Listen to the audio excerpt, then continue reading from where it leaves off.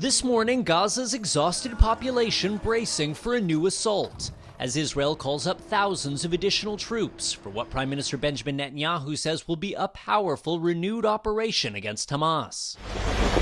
While last night, IDF jets pounding targets in Yemen, after a missile fired by Iranian-backed Houthi militants pierced Israel's air defenses and fell close to its main airport. Ever since the October 7th terror attacks, Netanyahu has vowed to defeat Hamas and free the hostages. But a year and a half into the war, Hamas is weakened but not destroyed, and still holds 59 hostages, less than half of whom are thought to be alive. Israel says this operation will be different. It will hold territory long-term and push the majority of Gazans into so-called Hamas-free zones. While overnight in the U.S., protesters occupied a building at the University of Washington in Seattle. The Trump administration had been pushing for a deal, but talks stalled. And in Gaza, hunger and desperation rising, as Israel has blocked all humanitarian aid for more than 2 months.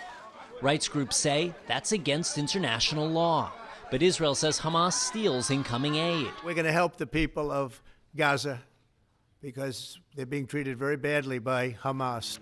Among them, 14-year-old Anas, whose days are spent searching for food and water. Today, he's lucky.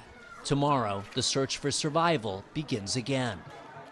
Israel's security cabinet has unanimously approved a plan called Gideon's Chariot to entirely retake the Gaza Strip and control aid distribution within the besieged enclave. No aid has been allowed into the Gaza Strip since March 2nd.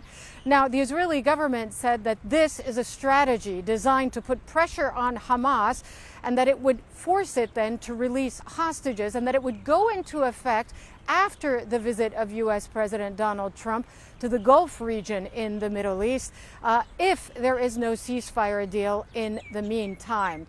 Now, aid groups are saying, and they have signed a letter that was released on Sunday, that this is not an acceptable plan, that they would not take part in an aid distribution network that is controlled potentially by foreign companies, and that it goes against humanitarian law to control aid distribution in this manner and to forcefully displace hundreds of thousands of Palestinian civilians throughout the enclave.